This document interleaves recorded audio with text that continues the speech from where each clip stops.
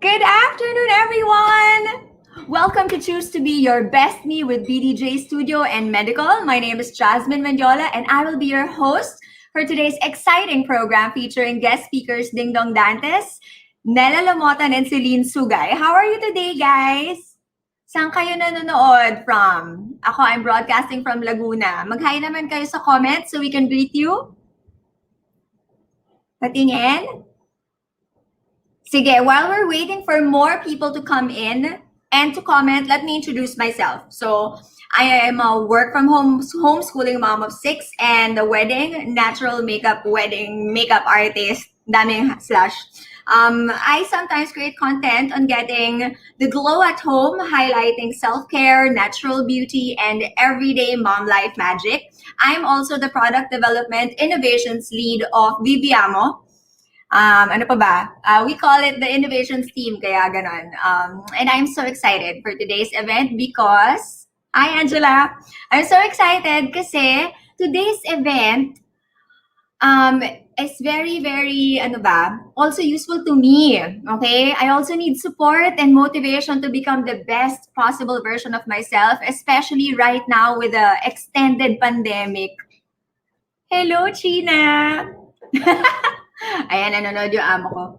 Hi, Weiwei! Ayan, o sige. Di ba, kayo rin ba? Do you feel that you need more motivation and support? Especially extended na naman yung mga MECQ, ECQ natin, di ba? So, I hope you're all ready to be inspired and supported in becoming your hashtag best me. Okay, so let's see. Let's see who's here. Meron ako nakita nag-comment from Laguna. Now, guys, let's just have a quick check-in this afternoon. Okay, do you feel that you are your best self, your best me right now? So let us know in the comments. No judgment zone to. Alam niyo naman tayo sa BDJ, di ba? You can be honest, you can be yourself. Let's all hold space for each other today. While you guys are typing your comments, are you your best me right now?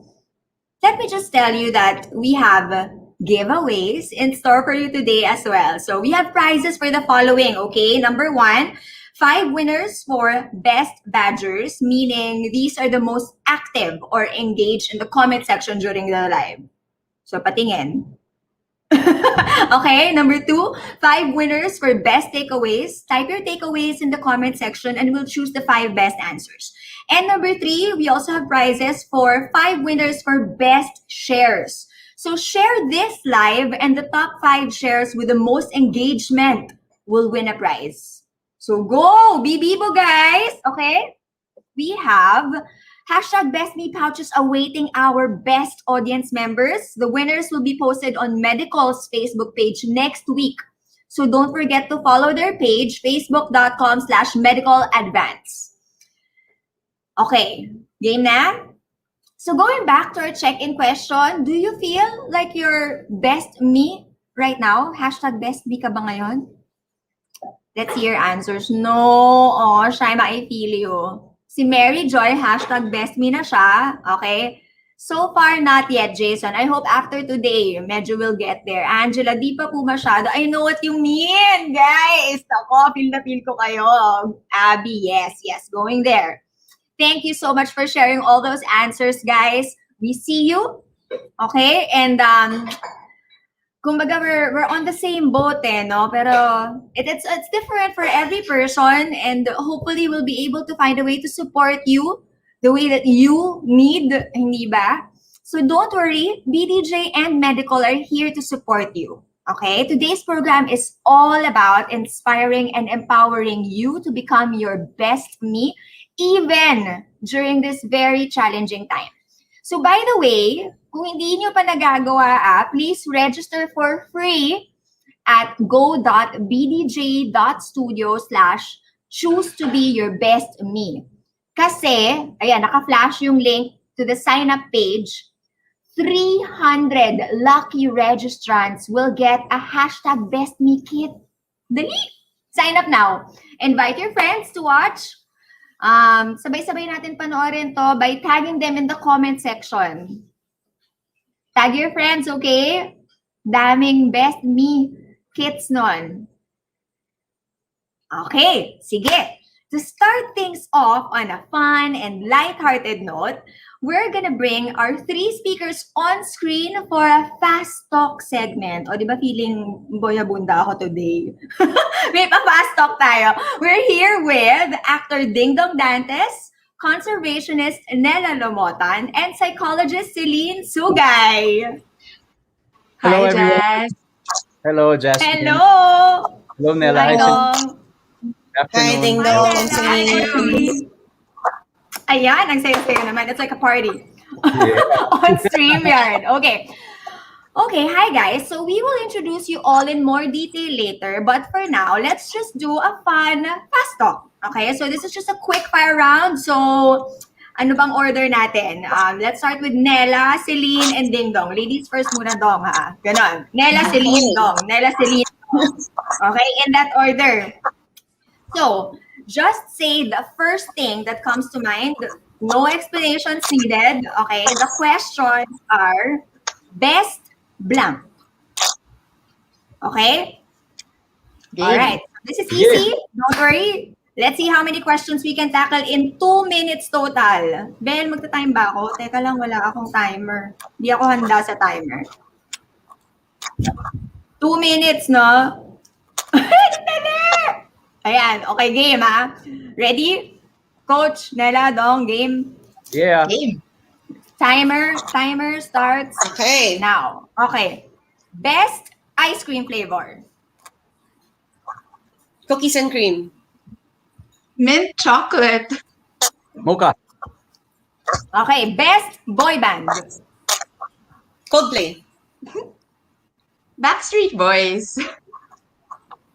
Metallica. Kayo din, ha? Hindi naman Mag-best boy din band sa sinasabi comment, ko. ha? Oo nga. Ano ba yan? Okay, number 3. Sige na, Best NSYNC. vacation. Ayun, Sige insane. na. Oh, number 3, Best vacation. vacation. You Visiting went national on. parks of America for 1 month. Oh, 1 month. Ang sarap. Okay, coach, ikaw. A specific trip to Japan. Specific trip, not just any trip. San Sebastian sa Spain. Sa Spain, oo nga. Okay, maganda nga doon. Number 4, best superpower to have. Ano yun? Sorry. A superpower. Teleportation. Okay, Agree, coach. teleportation. Flight. Flight. Okay, number 5, best chicken part. Best chicken part. The leg. Ako, breast. Leg. Ano ka, leg? Leg. Okay, Leg kami. best way to decompress after a long week. Sleeping, of course. Dancing and drinking. Dong. 1 glass of beer. Time's up na! Best pain reliever sana yung last question ko. Dali, habol tayo. Best pain reliever. Medicol. 4 seconds pa. Medicol. Definitely. Inunahan. Oo nga. Ngayon pa lang nag-alarm sa akin. Okay. Ayan, maraming salamat.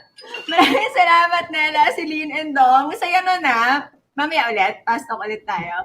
Sige, game. Sige, we'll send you on stage again. We'll see you guys in a bit. Maraming salamat. Bye-bye. Ayan. O sige, game na. So, let's get the ball rolling. Sumagot ba kayo? Hindi kayo nag-contribute sa fast talk natin. Or hindi ko lang nakita. Okay, let's get the ball rolling. Our speakers today will share their expertise and their personal stories. So stay with us hanggang 4:00 and listen to some really inspiring insights that can help you be your #bestme. So let's introduce our first speaker for today. Nella Lomotan left her corporate job to pursue her calling in conservation and community development. She is the founder of Eco Explorations, a social and environmental enterprise, and the managing director and co-founder of Philippine Parks and Biodiversity. She also co-founded Soul Speak Mindfulness and Yoga Retreats, a wellness brand that holds health and wellness experiences in nature-based Philippine destinations. So let's all welcome Nella Lomotan. Welcome back, Nella. Nella. Here. Hello. Hi, Nella. Hi, Kamusta? Jasmine. Thanks for the introduction. Okay. Sige, how are you today? Are you your best me right now? Always wanting to be the best me every day. Kahit, diba, of course, continued Wanting growth. to. Oo nga. Okay. O sige. Nella, do you have some, baka mamaya we can show photos of you in action, but can you tell us a bit more about your successful corporate life before becoming a full-time conservationist? I guess, I can't really say naman successful. Medyo mayabang naman to say if successful yung naging corporate life ko, right? But it was very purposeful. And in fact, everything that I did in my corporate life and everything I experienced really led me to where I was. So basically, I was handling the corporate social responsibility of the Coffee Bean and Tea Leaf. So it has over 150 branches. And so more than the branches, it was the reach that we could do, right? The impact that we could create because of the large network of the brand. So I was basically doing community development work. We focused on various advocacy such as education. I led the largest campaign in which we were able to sponsor over 40 scholars for university education through the course of a couple of years. I was there for 7 years, mobilized 10,000 volunteers over like 100 events for corporate social responsibility and outreach. A big part of it, because my mentor believed in basic rights and human rights, is really focusing on how we could improve. So as mentioned, education. One of the last projects that I did before I left was going to one of the most remote communities in Mindanao and installing 70 solar systems for 70 homes without electricity up in the mountain. And so there was a lot of projects that we did. We would also touch on the environment. But that was my corporate life. It was very purposeful because we engaged with the community, and I saw the impact that we were able to make as a brand. So it wasn't just about profit, but it was about purpose and bringing that into our community.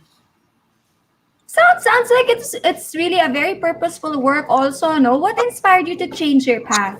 How did you know it was time to make the switch to your new best me?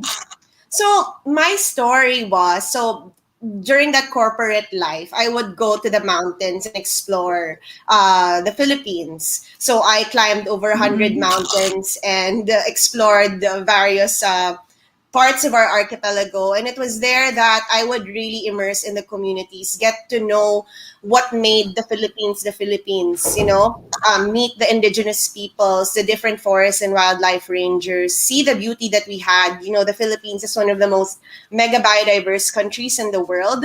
And so that means that we're really blessed with natural heritage. But aside from that, cultural heritage because of the indigenous peoples and their traditions and cultures. So it was in my explorations that I saw what needed to be done, that we had a part to play, not just as travelers or explorers, but as citizens of the society, right, of the Philippines. And so being in a corporate setting, unfortunately, that's a 9 to 5 job. Actually, we were 7 to 5 most of the days, 7 a.m. to 7 p.m. And then weekends also I had outreach activities. So it was really hard to focus on community development. But community development, the one that I wanted to do, where we empowered the local grassroots communities for livelihood development, ecotourism, and conservation, it takes your whole heart and being. It can't just be something that you do during weekends, which is what I was doing when I was in the corporate setting. You really need to immerse, you need to be there, you need to be one with the place and the people. And so one day, I saw that you guys showed, nag-stalk siguro kayo sa akin kasi may mga photos. But so one day in a kayak trip, that was a 3-day kayak trip around Coron, not just Coron, Busuanga, the whole Busuanga Island. So we were just in a kayak, paddling, and we went to this certain island where there was a really remote Tagbanwa community. And I'm not even kidding. So during that exploration, I really heard God's voice saying, leave. That was really, I don't know if that happens to a lot because I don't really like, I act based on wisdom from God, based on where He wants to lead me. And so when I heard that voice saying leave, I prayed for it. And there were so many signs that showed me that it was about time to leave. And so that's when I chose the next best version of me, which was to set up my own conservation and tourism, social and environmental enterprise for communities in the Philippines. Talagang you'll know it in your gut no? When you hear that inspiration, that voice, no? Nakakatuwa naman. So what's a day in your life like now, Nella? So, because we have different communities around the Philippines that we work with, it's still continuous conservation work, actually, and community development. So, a day in my life is like just 2 days ago, I was in our reforestation site. It's an Ipo watershed that supplies the water of Metro Manila, and we're rehabilitating degraded lands there. So, we were with our forest rangers that we are employing and empowering and engaging with to do the work with us. So a day in my life would be coordinating with our team, coordinating with the communities that we work with, making sure that we achieve our objectives in conservation, meeting the various team members, because we also believe that education is one of the biggest components to conservation. So we have a lot of activities online that's still ongoing. So that takes a lot of coordination behind the scenes, right? So I'm more of the behind the scenes, making it all happen for our teams, meeting various partners.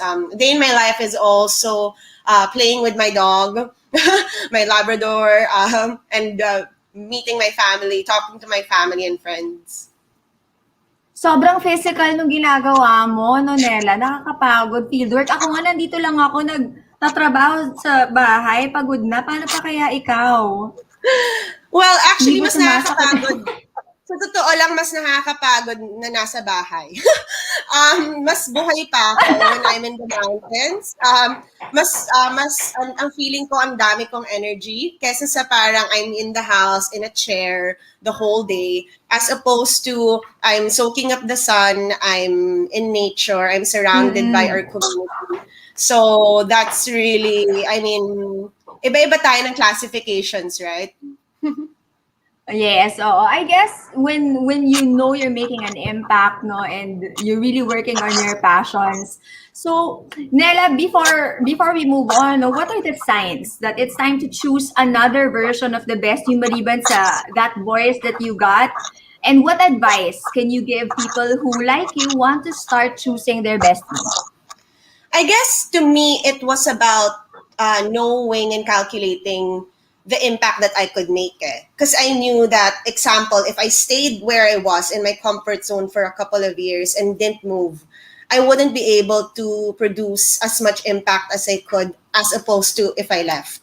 So I knew that time, because I could see I could calculate the impact that I could make if I left, then I knew. So it's not just about the voice, but also, I guess, also about the opportunities that present itself to you, right? Your preparedness. My mentor would always say the opportunity is there because you're prepared. And I guess my corporate life prepared me all of those days to get that opportunity to leave out and to do something on my own and to venture into my calling. Ayan. Thank you so much, Nella. Thank you for sharing your story. It's so inspiring. I see in the comments a lot of people are inspired by you. So we'll see you again later for our panel Q&A. Thank you, Jasmine. Thank you, Nella. Thank you, BDJ Dallas and Medicol. Grabe, no? Field work and really interacting and doing ground, as in on-ground change and impact. Nakakapagod yun. Dapat lagi siyang may baong medical. Okay, so to our audience, if you have questions for Nella or any of our speakers, hold on to them because mamaya, babalik natin sila for a Q&A. Okay? For now, we'll move on to our next segment. Si Ate Jovi, say hi. Which is about identifying our strengths. Kasi we need to unlock and nurture these strengths to be our best me. Okay? So for this segment, you'll need take out a pen and the paper, take out your BDJ journals, your BDJ notebooks, okay? Kunin nyo na ha, now na. There will be a writing activity during the next talk. Sige. So once you have your BDJ notebooks, your pens, and your papers, okay, allow me to introduce our next speaker. You saw her a while ago for our fast talk. Celine Sugay is a registered psychologist, a Gallup certified strengths coach, and an ICF certified professional coach. Okay, she is one of the first psychologists in the country with a certification in positive psychology. Celine has over 18 years of experience in facilitation, counseling, and coaching, and she has worked with a wide range of students, professionals, executives, and business owners. So I'm sure like all of us. So I hope you have your pen and BDJ notebooks now. Ready na ba, guys? And Coach Celine will be asking questions during her talk. So I encourage you to comment and participate. Okay? Anyway, we'll let you get on with your talk. Coach? Nasaan na si Coach? There. Hi. Hi, Jazz. Palakpakan naman natin si Coach Celine. Let's welcome her in. Thank you, Jazz. Thanks for the introduction. Okay. We're going to share my screen so that you can all see my slides as well. There you go. So thank you again, Jazz, and welcome to Unlocking Strengths to be the #bestme. As Jazz has already commented, you will need a paper and pen because later on I will have an activity and typing will not have the same effect. I will also be asking you some questions later on. I encourage you to take note of the questions and answer them as we go along. And of course, at any time, please feel free to comment. I made sure that I can see the comments this time because last time I couldn't see them. In the next 30 minutes, I will answer the following questions. Why should I unlock my strengths? Where do I even start to be able to find out or figure out what my strengths are? What are the strengths of Filipinos? And what do I do now that I know what my strengths are? So let's jump right in. So why is it even important to unlock my strengths?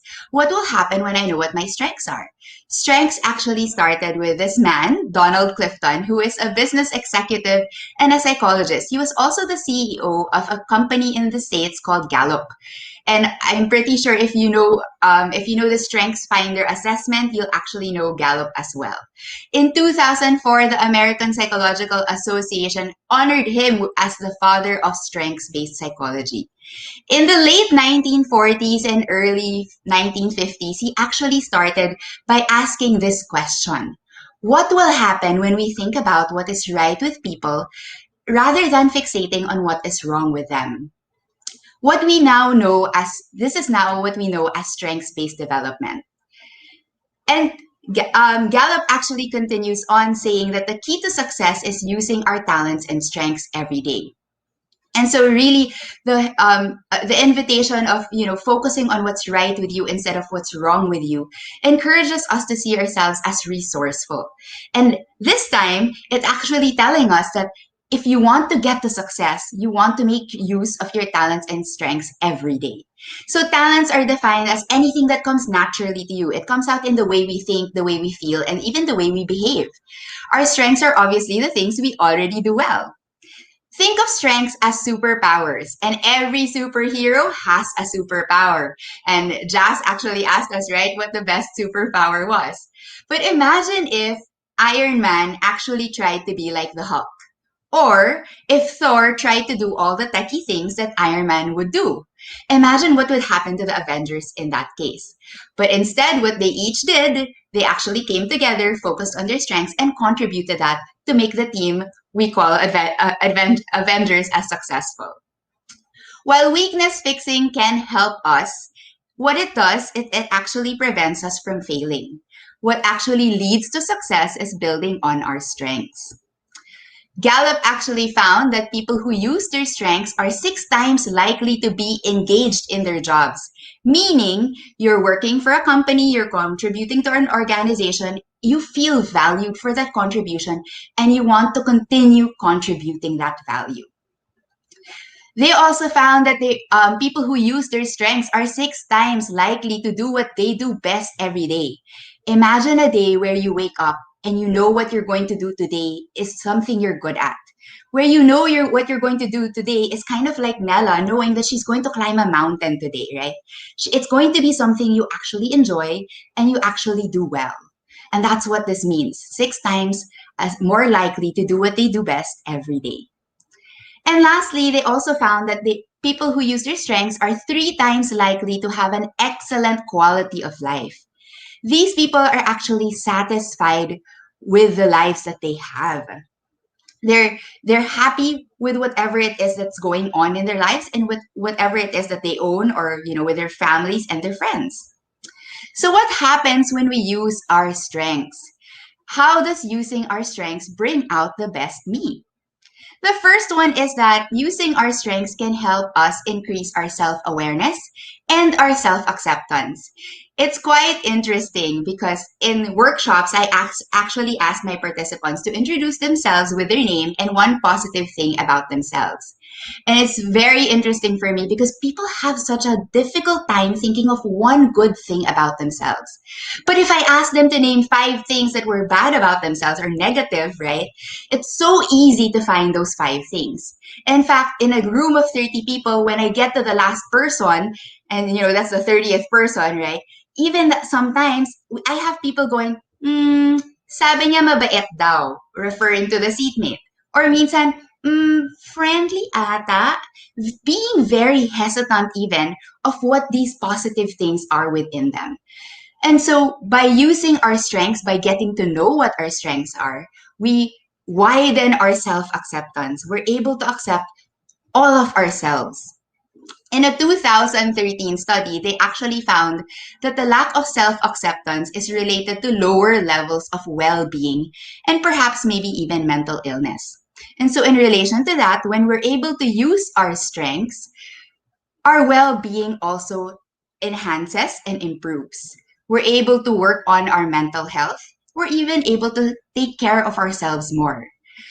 There have been lots of studies that have shown that when we're focused on leveraging on our strengths, on the things that we're good at, we're able to increase happiness, positive emotions, and people even find meaning and purpose that they are able to and be able to live these out. So it's not just, okay, I know what my purpose is, right? And very much like what Nella was sharing, right? She had an inkling, she felt what her purpose was, but she did take some time to think about it, to pray about it, and now she's actually being able to live out this purpose. A big part of our well-being is self-talk. And a lot of us, we have negative self-talk. This negative self-talk, it turns into worries and it goes bigger and bigger and bigger, and it becomes anxieties as well. And so imagine if every time you criticized yourself, you could actually shift that self-talk into something positive. Next one is being productive. So when we use our strengths, we're able to increase productivity, improve work performance, we become more efficient in problem solving. We even accomplish more on a daily basis and accomplish more of our goals. And when I say all these things, it sounds tiring, right? But in fact, when we use our strengths, we can do all these things throughout the day. We can do all these things at work and still leave being energized. Because again, we're making use of what we're already good at and the things that we actually enjoy doing. Lastly, we are able to build better and stronger relationships. We are able to focus on what's good with us. And when we do that, that actually shows. That is actually how people experience us as well. And at the same time, we're also able to focus on what's good in others. Some studies have actually found that when people use their strengths, they treat clients and colleagues better, and they're even able to increase positive interactions with the people they engage with. Doesn't all these 4 things sound like #bestme? So let's do something fun. And this is where you need your paper and pen. And I'm seeing all the comments come in. Thank you. Thank you for sending those in. Okay, we're going to do an activity. You need your paper and pen. And what I'm going to ask you to do, don't start yet, okay? Because I'm going to tell you when we're going to start, and we're going to all start at the same time. So what I'm going to ask you to do is to write something 5 times. And you're going to have 1 minute to do this. We will start all at the same time. And when you're done, wherever in that 1 minute, once you're done, you're going to please comment done so that we know that you're done. So what I'm going to ask you to do is to write your name, your full name 5 times. And I know some people have really long full names. So just one of your first names, and then your middle name, and then your last name. Okay, so if you have 5 first names, don't write all 5 first names, just your first one. All right, so pen and paper in your hands. And I hope you're ready to start writing. And your 1 minute starts now. Go!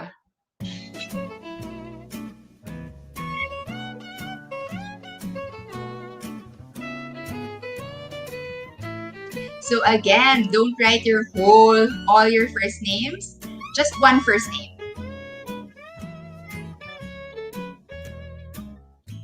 And make sure to comment and let us know that you're done.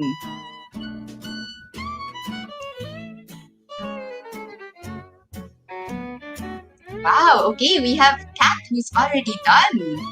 That was quick in 30 seconds. Jenny is done as well. You have 20 seconds left. Okay, lots of people typing done. Great. Keep going, keep going. You have about 10 more seconds. How exciting. I do this in my workshops. Last few seconds and stop. Okay. Pens down. Okay, stop already. And looks like a lot of you finished. Looks like everyone finished with all the comments that are coming in. Okay, that seemed easy. So I'm going to do a round 2. And this time, what I'd like you to do is to move your pen to your non-dominant hand. Just so we're clear, I usually write with my right hand. So that means my non-dominant hand is the left hand. I want you all to move your pens to the hand that you usually do not write with. Same thing, you will have 1 minute and you're going to write your full name again 5 times. Ready? Okay, ready? And I'm going to start my clock now. Go! Again, once you're done, type done in the chat.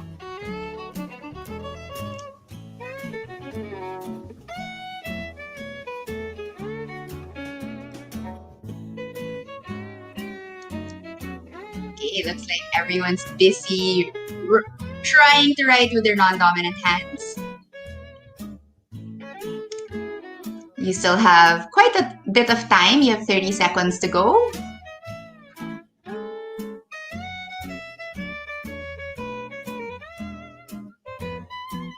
Yes, it's hard, GY. I understand. Oh, Emma, you can't. Yes, you can. Keep going. Just try.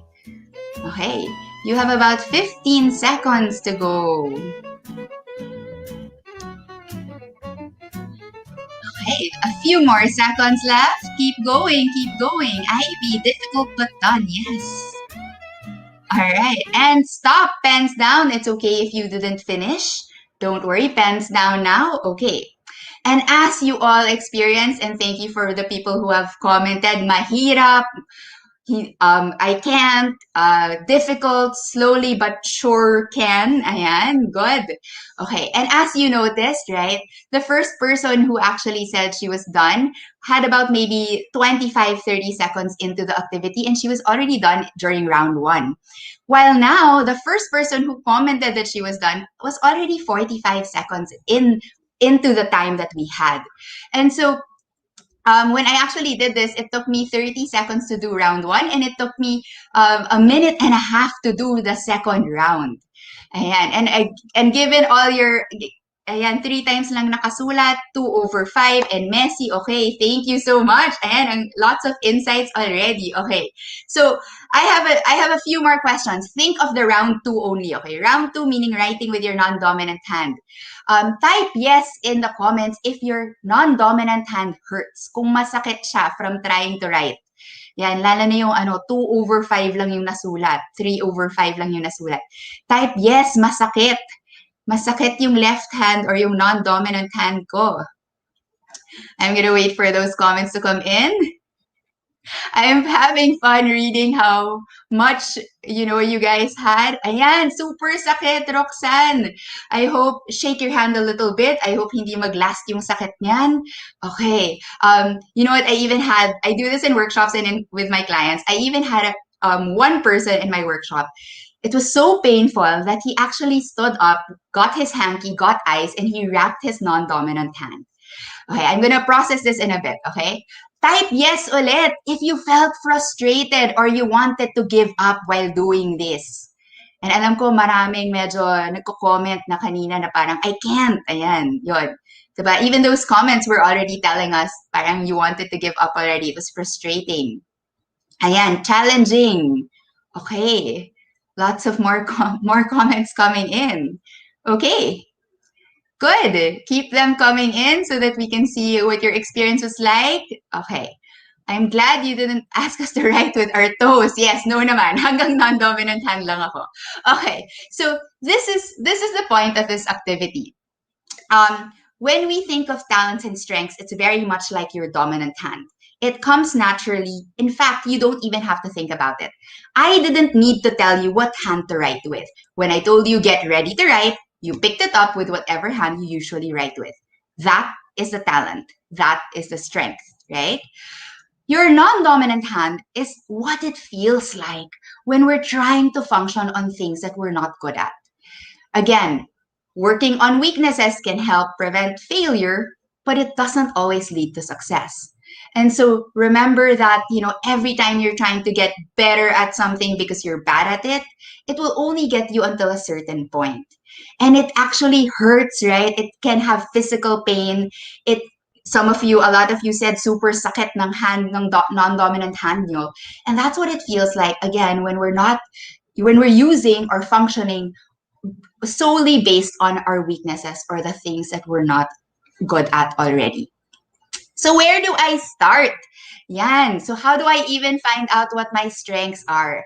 I'd like to show you and share with you 2 assessments that I actually use in my practice. The first one is the VIA Character Strength Survey, and over 30 million people have taken this worldwide. I'm borrowing this photo and crediting it as needed. And so what this character strength survey actually measures, obviously, is character strengths. So character strengths has been defined as positive traits in our personality. And as you can see on the slides, right, on the screen, these are things like love and forgiveness and appreciation for beauty and excellence and leadership and things like that. So according to the VIA character strengths, we actually possess all of these in varying degrees. The assessment is free, and if you are interested in taking it, go ahead to that website. It's on the screen as well. I tried looking for the top 5 most common character strengths that they've observed from Filipinos who have taken the assessment. I couldn't find any specific or newer study on this, but I did find 4 different studies about it. And these studies range from 300 to 1,000 participants. So I don't think it's still a lot of information just yet, but based on these 4 studies, it seems like the most common themes for Filipinos are kindness, fairness, hope, gratitude, and love of learning.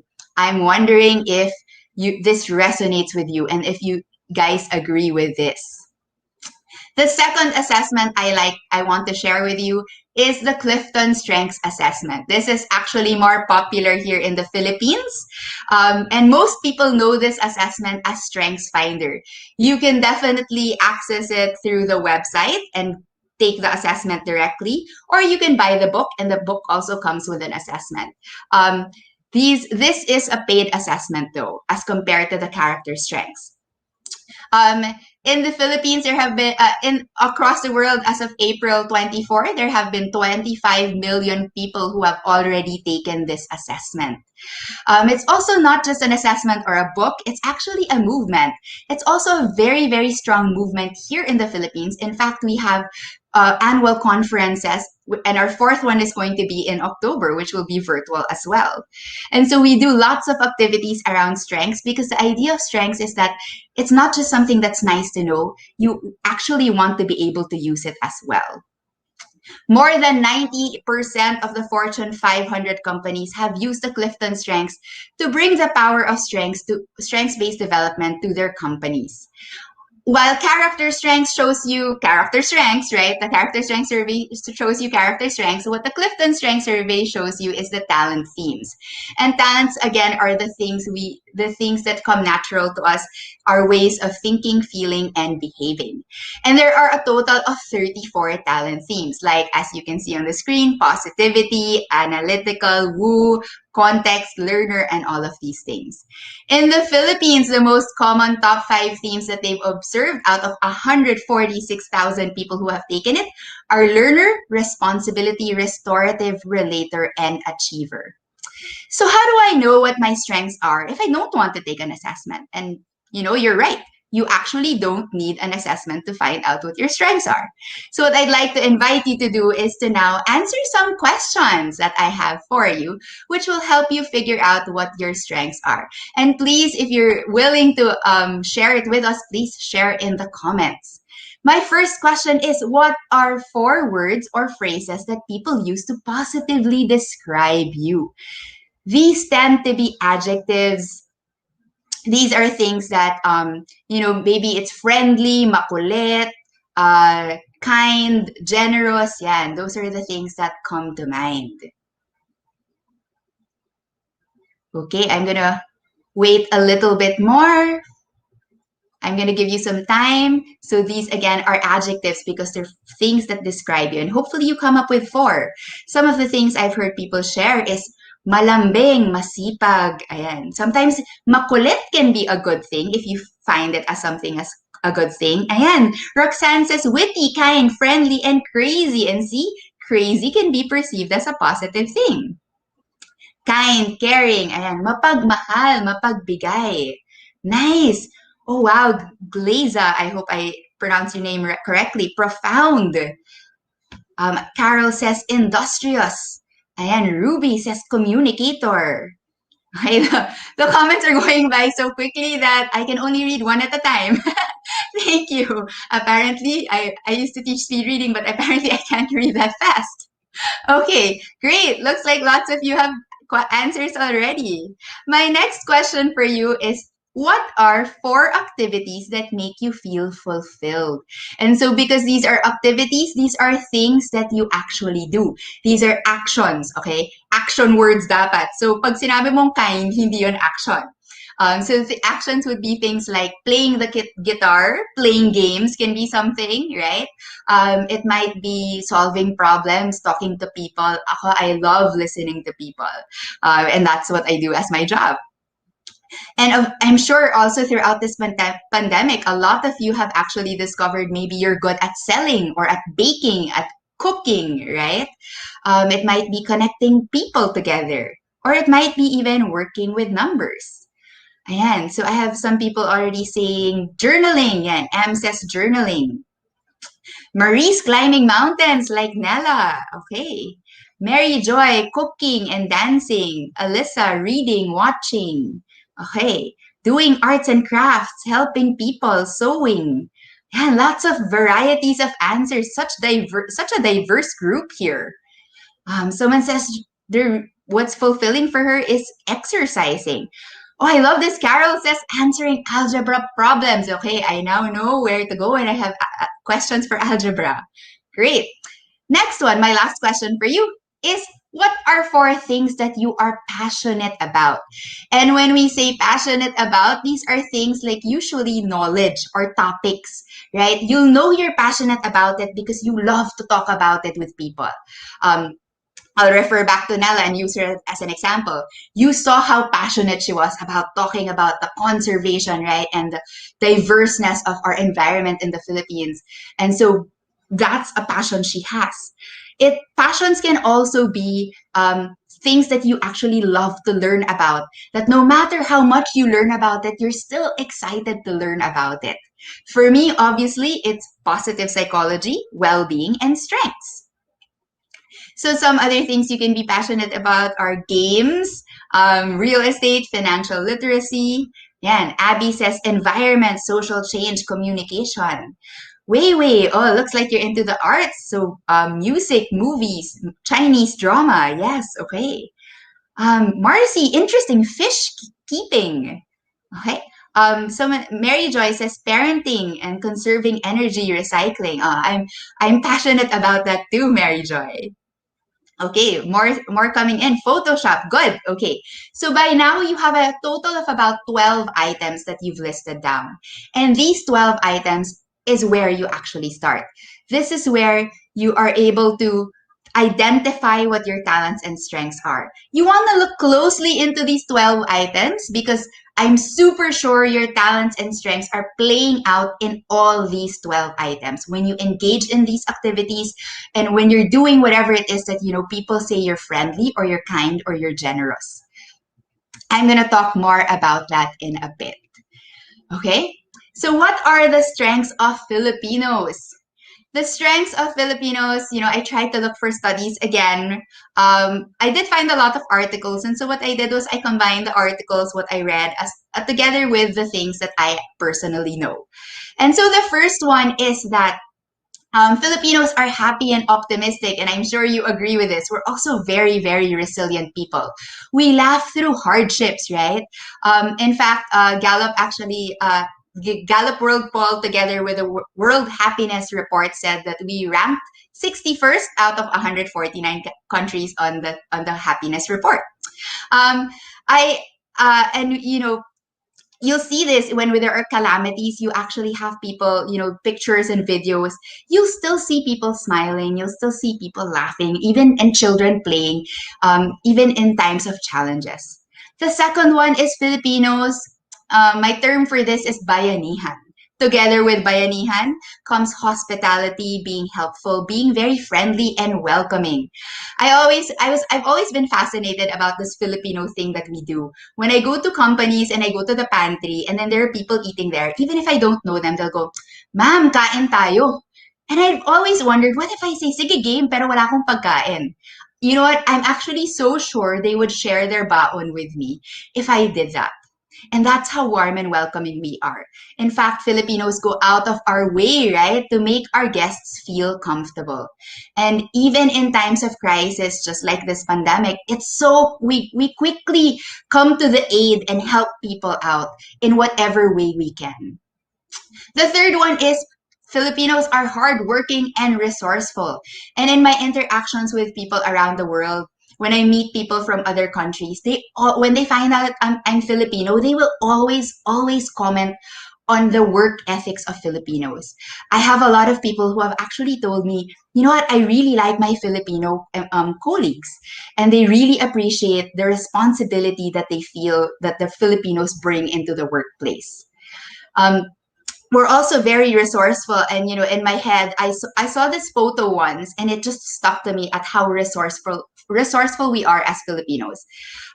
So in this time there was like a calamity. It was flooding in a certain area and people couldn't get to work because it was flooded. And so this man, actually what he did was he took a tire and scraps of wood and yarrow and he pieced them together and he made a raft. He put a chair on top of it, and then he actually would bring people from one area to the other just so that they could get to work. And lastly, Filipinos value family and people. And you can see this. We really care for our family members. We love to be with them. In fact, now for those who, usually have a weekly get together with the family members, that have now become Zoom meetings, right? With family members, and still on a weekly basis. And I'm sure because it's Zoom now, you include those not only here in the Philippines, but other relatives as well around the world. Also, when we say we care for our family, it's not just our immediate family, but we also care for our extended family members, to the point that it's like the entire barangay already. And so Filipinos really genuinely care for our loved ones and the people around us. So now what? Now that we have 12 items, right? Okay, I have these 12 things that I've listed down. What do I do with them? And yes, okay, these are maybe the things I'm passionate about, are fulfilling. My talents and my strengths lie there. Now what? What do I do with them? I want to encourage you to be intentional about these 12 things and about your talents and strengths. And to be intentional about them means to actually use them. The first way you can be intentional about it is to invest in your strengths. Remember the pain of your non-dominant hand, right? In that writing activity earlier on. And so imagine if you spent 20 hours trying to make your non-dominant hand be able to write your full name. Take that 20 hours and invest it instead in maybe something like calligraphy and use your dominant hand. Imagine the results you'll have. With that 20 hours investing in your weakness or investing in your strength, you will surely see that you will get a bigger ROI. So huge return of investment and a faster, quicker return of investment when we invest in our strengths. The second way that you can be intentional about it is to find ways to use them every day. Look at your 12 things, right? That list of 12 items, ask yourself, how many times do I get to do these in a day? Which ones can I use today? You can maybe even ask yourself, which ones can I use at work? If you come up with, if you face challenging tasks or if there's ever a point in your life that, you have certain challenges, go back to these 12 items and think to yourself, how can I use this to help me with my challenge? You can even also be intentional about using those 12 things with your family and your friends. Ask yourself, okay, I'm kind, I'm generous, right? Then maybe how can I do that and use that to be able to build a stronger relationship with the people around me. I even know people who have used their strengths for completing their chores. I know someone who has achiever, and achievers like to have task checklists. And so what she does is her chores, every day she has a list of her chores and she checks them off once she gets them done. That's a way to use it every day. Some of us need a break. Some of us need to be kinder to ourselves. Go back to your 12 items and ask yourself, how can I use this to be kinder to myself? How can I use this to give myself the break I need? And lastly, another way to be intentional about your strengths is to actually share them with those around you. Talk to others about your strengths. Talk to others about your strengths. Sometimes it's even volunteering it. Like at work, maybe you're good at organizing events. Tell them, I'm good at organizing events. I'd like to take care of the Christmas party or whatever it is, right? Ask others also what you do well so that you can add on to that item, that list of 12 items. Ask others, what do you think I do well? And then you can also use your strengths to help others. Remember that strengths should not only benefit you, it should also benefit others. And lastly, use your strengths to spot strengths in others. So like for me, I'm a very, very grateful person. So it's so easy for me to thank people. And instead of just saying thank you, what I do is I actually say, oh, thank you for the really clear report that you submitted to me. Or thank you for, the very thoughtful gift that you gave me. And by being specific about how I thank people, what I'm doing is I'm actually sharing to them the things that are good about them and the things that they do well also. So to wrap everything up, remember to cultivate a deep understanding of yourself. Start with what comes naturally to you, what you're really good at. Start with the 12 things you identified in the past 30 minutes with me. Remember to invest in your strengths and to intentionally use and leverage on your strengths every day and with others as well. Because only when you operate from strengths can you achieve true excellence and be the #bestme. Thank you so much for being with me and thank you for being such a participative audience. Back to you, Jazz.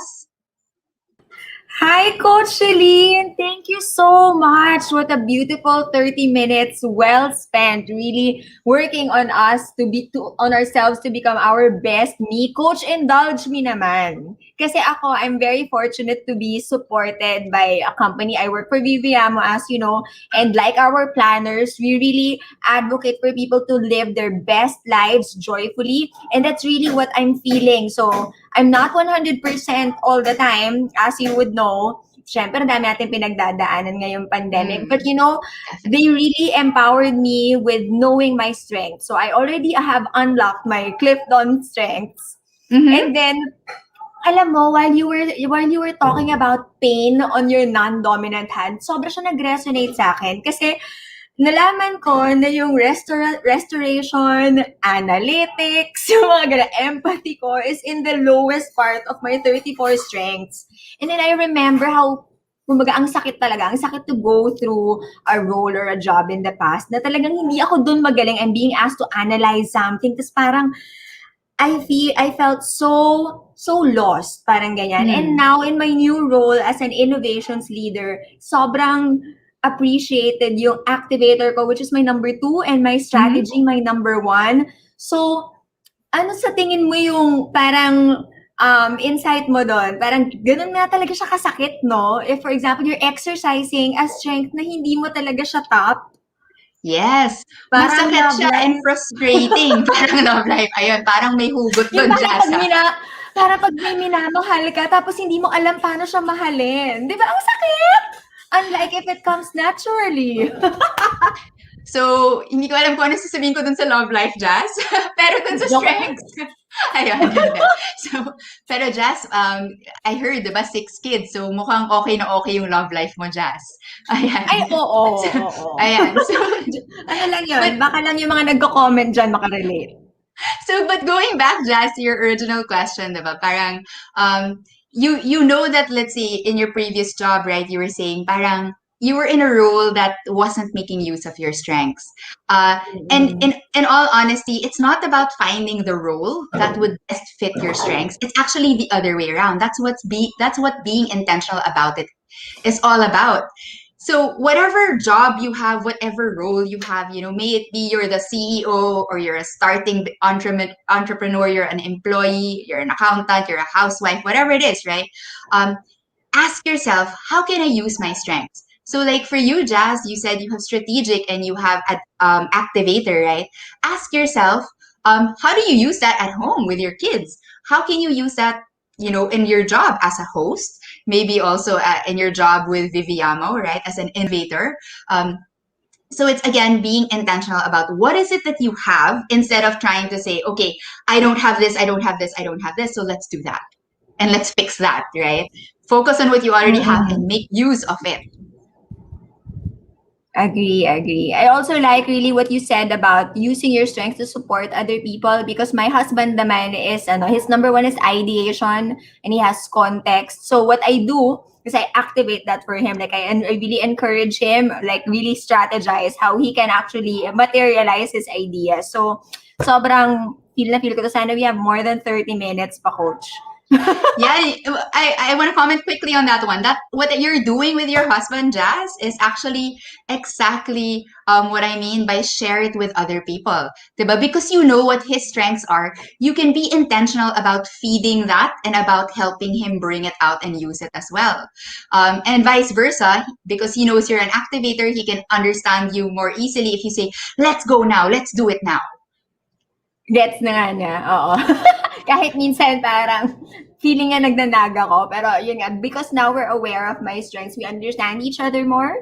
And I think the same goes for people you work with. And also, yun nga, parang even if times are hard, alam mo yun, parang if you know that you have that clear vision of who you are and you know your strengths, there's a way to maximize that, which is, by the way, my 4th strength. Maximizer.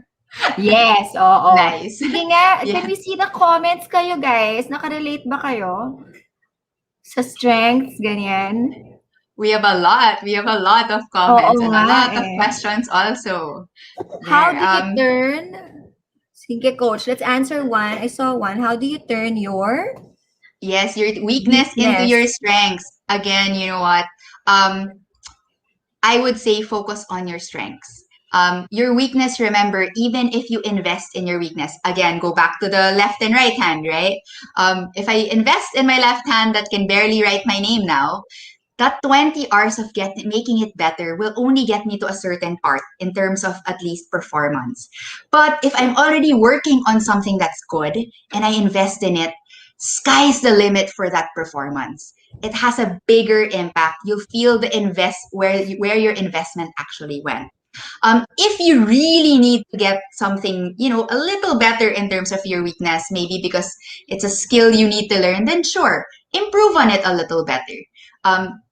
But figure out what you're good at and then do more of that. Look at your list of 12 things. Those are your talents and strengths. Do more of that. Ganda nun, Coach. I think there are so many questions for you, pero may Q&A pa naman tayo mamaya.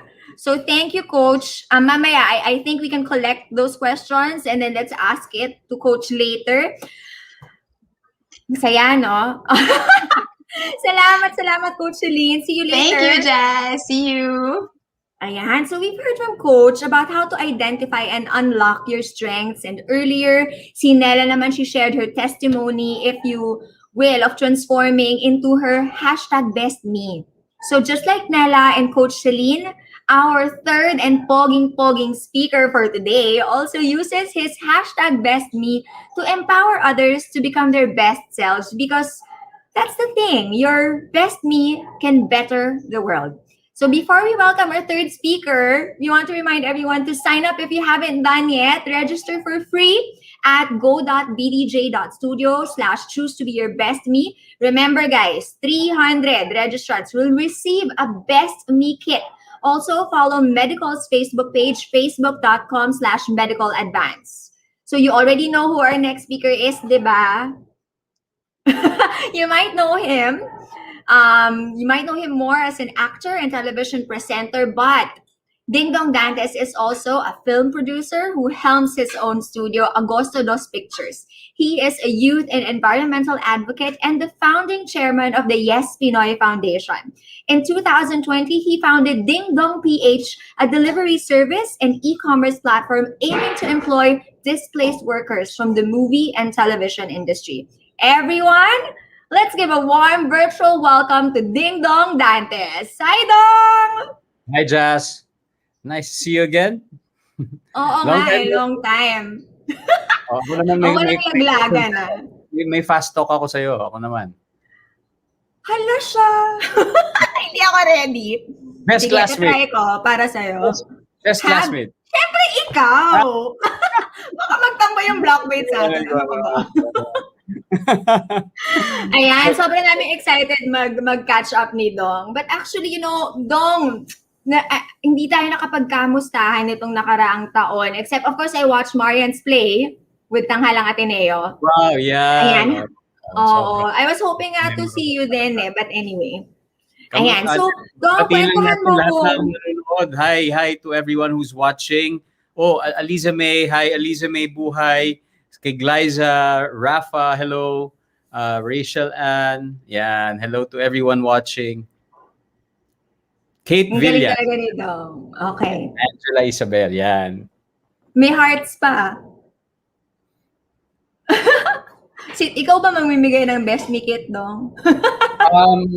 Well, actually nakahanda na yung motorsiklo ko rito sa so inaayos ko na lang yung ruta nung 300 na sinasabi mong bibigyan. Ikaw magde-deliver.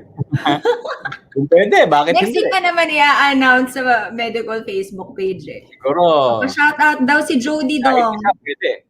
Hi Judy, hi Catherine Okbian. Kung nasan man kayo ay sana kayo ligtas at malusog at you are in your best selves. Oh, di ba?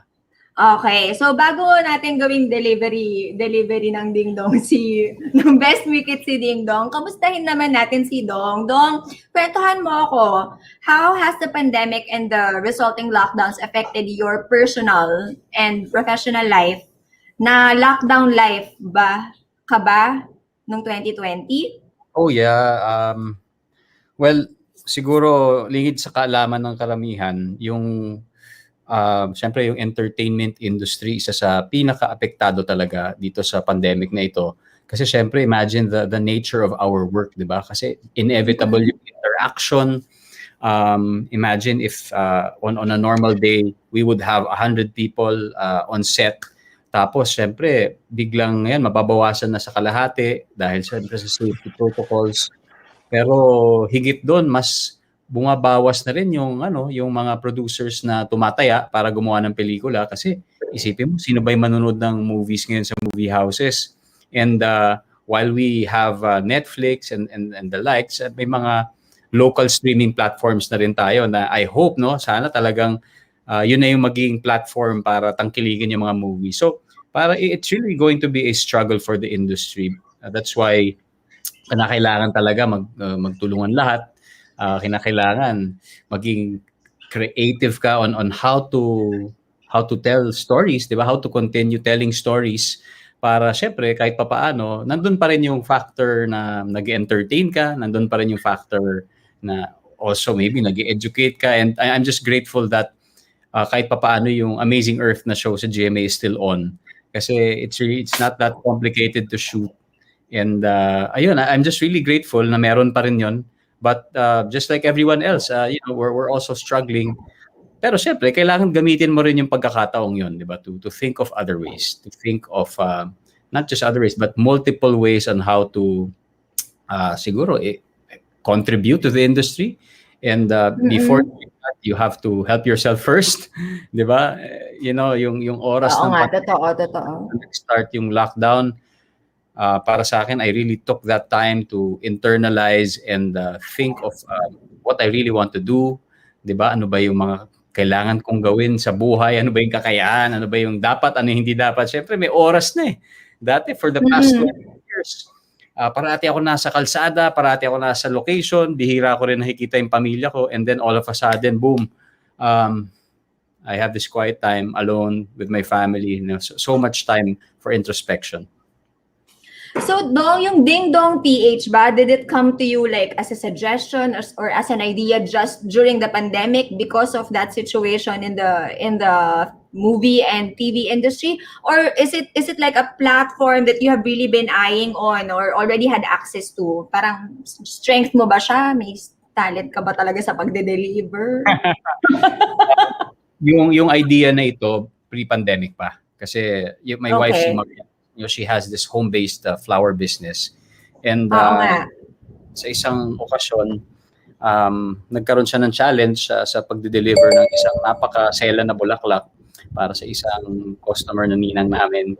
So parang she wanted it delivered na para talagang walang damage, walang everything, because yung flowers medyo talagang delikado, dried blooms kasi siya, so konting bali lang talagang masisira yung nilikha niya.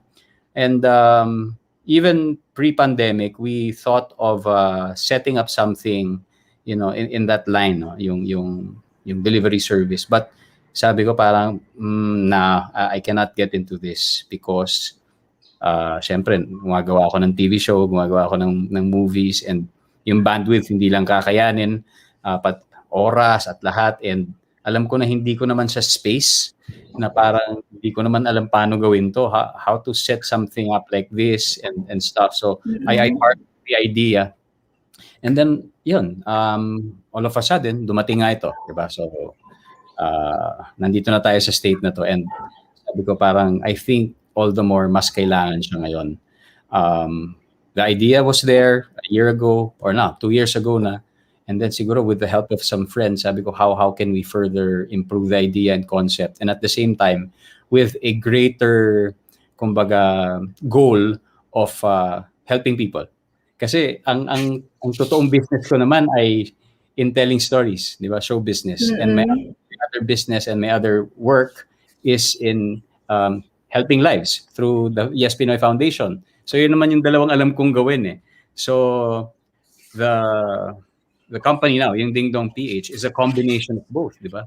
Is a combination of that goal to empower people through this platform, and at the same time, tell stories. Kasi yun yung parang manner namin of delivering the message, and in a way also promoting the brand through stories, are through stories.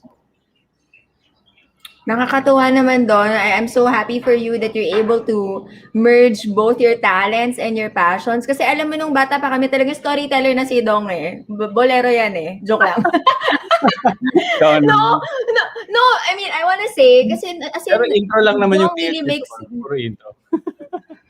I was gonna say, this is a compliment. Wag kang mag-alala, di ka tayo nalaglag. No, I was gonna say, Dong really makes he really makes good friendships. Alam mo yun, yung parang kahit nung nagteatro lang si Dong dati, parang akala mo, a showbiz, artista. But no, I know for a fact I've seen you, di ba, nung habang tumatanda tayo, you really forge lasting relationships and try to make impact in other people's lives. And I'm so glad talaga that you're able to do that more and amplify it during the pandemic. So, naisip ko Dong, anong lesson kaya yung tingin mo na nabigay sa'yo nitong time na to na kahit na matapos na yung pandemic, dadalhin mo pa rin? Kasi, I mean, yun na talaga yung goal mo, yun na talaga yung talents mo eh. So, ano yung parang ito, because of this time, when all this is over, what has this taught you given all of that?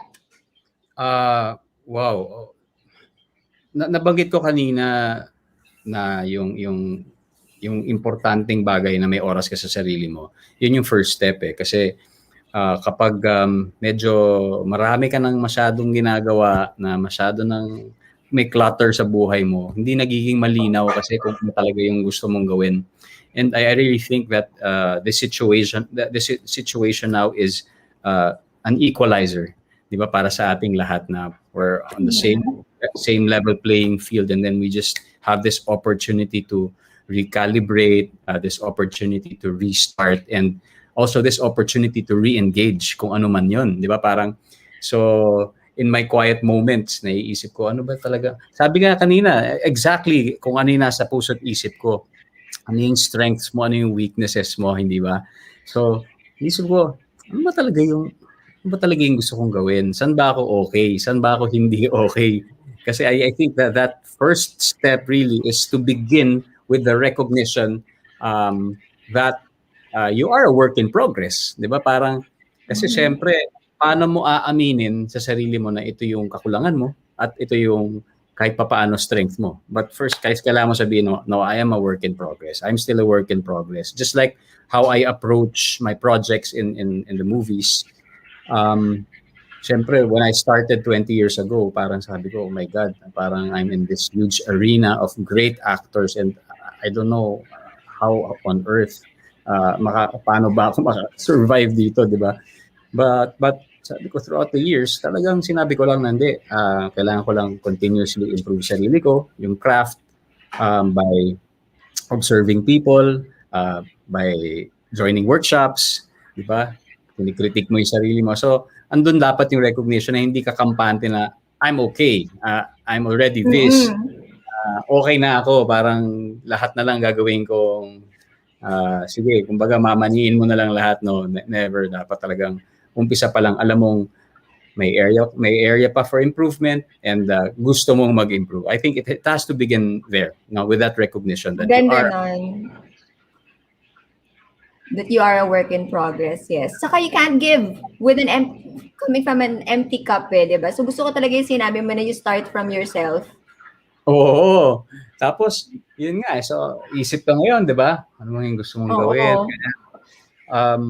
Siyempre, lalabas naman yan for sure. Kasi, I mean, pag nasa silent mode ka, andun talaga nagma-manifest, 'di ba? Lahat ng mga yung mga deep desires mo, hindi ba? And once you recognize that, I think you have to honor that, 'di ba? You honor your strengths. Ito 'yon. And malaking bagay na meron akong ka-jamming na tao. Asawa ko, may spiritual mentor, may family, may friends.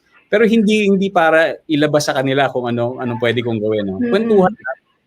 Kasi in the process of talking, process it. Tapos bumabalik kayo sa mga kwento. Parang yung pinag-uusapan natin ngayon, college days. Tapos babalik ka, oo nga, no? So noon pa pala may ganun. And then you realize na, so kaya pala nandito tayo ngayon dahil lahat may dahilan. Kumbaga, lahat ay bahagi ng isang kwento. So, balikan mo lang din yung kwentong yun kasi hindi ka naman mawawala kung yung marirecognize mo yung pakiramdam na yun. So after honoring that strength, you also have to honor the weakness, di ba? Because once you discover that strength, I'm pretty sure malalaman mo rin kung saan ka rin mahina. And pag nalaman mo yan, at least ito na yung baseline mo. And the next step is to think is to imagine and explore how you can grow. Di ba? Para siyempre, ang ultimate goal mo naman, maging masaya. Di ba? Yun naman talaga, Oo. masaya. Naiiyak ako. Naiiyak ako sa sinasabi mo. No, because kasi parang nung college, di ba, parang ito yung gusto kong gawin. Parang you're so confident with your life. Parang yan. Tapos ngayon, nung pandemic na to, hindi mo na sure, di ba, kung parang everything has changed or everything is the same, but you have to approach it differently. So parang kunwari, ilang years from then, di ba, parang am I actually achieving my dreams? Or well, I'm in a different dream now, and the conditions are different. So ang galing dong, no? I'm curious. I hope it's not asking too personal. Go ahead. What are the times when you feel uninspired? Kasi parang 'di ba you don't show that naman on social media. You're not always vulnerable. You don't always parang broadcast your pain. So what are the moments that you're uninspired, and when you do feel down, how do you change your mindset or pivot to be able to make this year the best and to be able to accomplish all of this that you're working on? Wait, aaminin ko, no? Sometimes it just takes one word for all the energy and passion to be taken away, di ba, in one snap dahil sa isang maling salita. And yun yung sinasabi ko na, once you recognize the weakness, you have to understand deeply where it is coming from. Kasi kung alam mo yung source kung bakit, mauunawaan mo na ngayon yung sarili mo kung bakit ko nararamdaman to. Minsan may nakita lang ako isang image tapos biglang malulungkot na ako, parang I'm so uninspired now because this is greatly affecting me. And it's normal kasi I mean, normal na mangyari. In fact, kailangan mong maramdaman yon. Kasi para masabi mo sa sarili mo na okay, it just brings to that concept of being a work in progress. Otherwise, kung hindi mo maramdaman yun, parang feeling mo okay ka. So you have to get hurt. You have to be in the dark. You have to be broken, di ba? In order for you to come out stronger. Okay. Sige nga, along the way, Dong, in your pursuit to help other people, ano yung masakit? Ano yung mga hirap na pinagdaranas mo in helping others? Kasi di ba parang sabi nga nila, it happens to the best of us. Or di ba parang ngayon, parang ikaw na ngayon tumulong, ikaw pa yung napapasama. So what are the pains or the struggles that you go through in trying to help other people? Well, siguro halimbawa, kung yari, in my line of business, so let's say, my goal is to improve the life of this certain rider. For example, kasi yun naman yung gusto namin. Ang goal namin, kumita siya ng X amount of pesos a month. That's why we're investing heavily sa training, etc. And yet, for some reason, yung values niya ay hindi tugma, medyo malilihis ng konti. Sabihin natin, 2 out of 20, ganun yung mangyayari. So, syempre, kung may fallout na ganun, malungkot. Kasi parang, kung yung goal mo is, to improve the lives of 20 people and then all of a sudden 18 lang siya. So parang sayang, di ba? Parang bakit kaya ganun na yung problema? But again, it happens. Maaaring sa amin nga. Maaaring hindi. So then you have to, once the facts are there, balikan mo and find out why. And then work on it. Di ba? Work on it. But later on, kakailanganin mo na rin tanggapin na ano ba ngayon ang kasukatan ko ng pagiging fulfilled? Ano ba yung kasukatan ko ng pagiging satisfied? I think that's the greater question because right now, especially siguro kung tinanong mo ako 2 years ago, iba yung sagot ko. Pero ngayon parang yung dyan ay it's not really about the numbers. It's not about a specific goal. It's not let's say for example, I think I am my best self or naka-hashtag best me ako kapag naakit ko yung Mount Everest halimbawa o kaya nakapag ice skating ako sa tawag ba yun? Skiing ako sa Hindi ko alam, hindi pa ako nakapunta sa ganun. Kaya parang nanalo ako ng acting award. Parang kung yun, if these are concrete goals, I think hindi for personally, I don't use them as benchmarks or as a measure Metric. or a metric na okay to. But rather I use feelings. So para sa akin, it's a feeling. It's a state wherein you feel something regardless kung anong ginagawa mo. Kahit halimbawa, isa sa pinaka-proud moments, kala ko hindi ko kayang gawin, ha. Dati kasi before I entered the business, trinain ako ng tatay ko na to be a worker at home, no? Talagang maghugas ng kubeta, mag-toothbrush ng banyo, yung mga gilid-gilid na madudumi, maghugas ng pinggan. Yun yung training sa akin, military style dati. And then for a certain time, parang nawala sa akin yun, dahil I chose to become busy doing other stuff. So parang yung ganong trait nawala. So parang sabi ko, kaya ko pa kayang maging hardinero. So itong pandemic. Tapos sinubukan ko lang magbuo ng isang upuan. Alam mo yun, yung parang DIY. So imagine, it's just a small chair na gusto mo lang upuan kapag 5 o'clock ng hapon.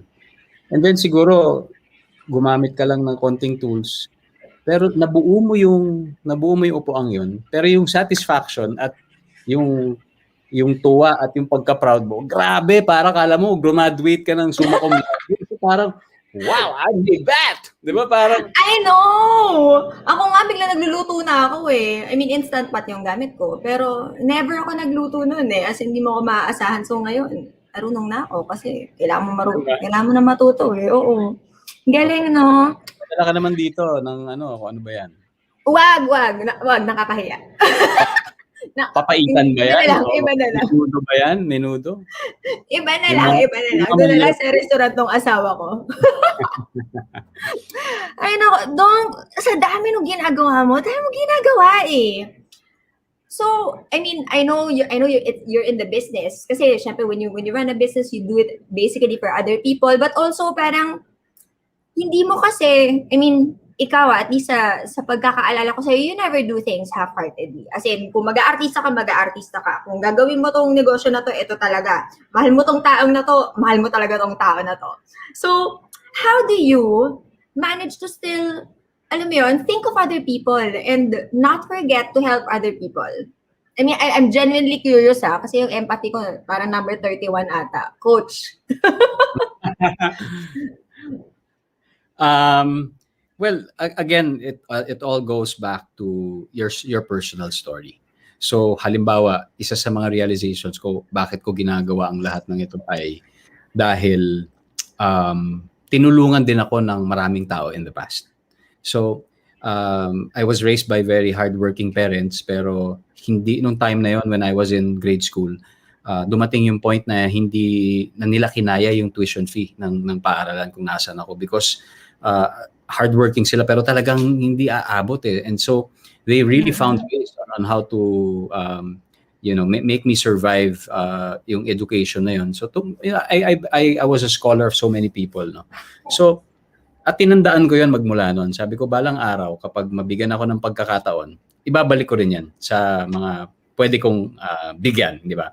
So again, nung binalikan ko yun, nabalikan ko siya dahil na-acknowledge ko na bakit ganito yung ginagawa ko. And I think in order for you to be capable of helping others, kailangan matulungan mo muna yung sarili mo na alam mo may kakayahan ka rin na gawin yun. And again, babalik yun dun sa unang realization na kasi ito yung nangyari sa akin dati at gusto ko siyang ibalik. And so, kaya ko siya ginagawa. I'm so inspired by you, Dong. I'm so happy na we got to catch up. Thank you talaga. Ayan, what a great way to use your platform and use your best me to help others. Sobrang thank you, Dong, for sharing. Huwag ka aalis Teka lang. Kasi dyan ka lang. Kasi we'll bring back the ladies, Nella and Celine. And then, tignan nga natin yung questions. I'm sure madaming tanong dito, maraming inspired. Kung kanina you're not yet your best me, I hope you feel inspired to be your best me because I sure am. Okay? Asan yung mga questions, guys? Patingin. Ang dami kanina for Coach Celine di ba? Ayan, from Mary Joy Cordero. O si Coach muna. Hi, Nella. Welcome back. Hi. And Coach, ano daw ang weakness mo? And how do you cope with it? Madami akong weaknesses. When I saw your question, I actually don't know where to start. One thing I'm really not good at are numbers. So anything to do with accounting. Kaya kanina may nagsabi, magaling daw siya with algebra. Sabi ko, I now know who Oo to go nga. to. Ayan. So anything to do with accounting, anything to do with numbers. So how do I cope with that? One is I do what I can. So some of the things I'm good at are like communication, talking to people, maximizer, which is looking at quality, I'm able to look at details. So when I do have to do my accounting stuff, I'll do like the pinaka basics. But one way I really manage my weakness is I partner with someone who's good at it. So I got an accountant. Oo. Ayan, diba?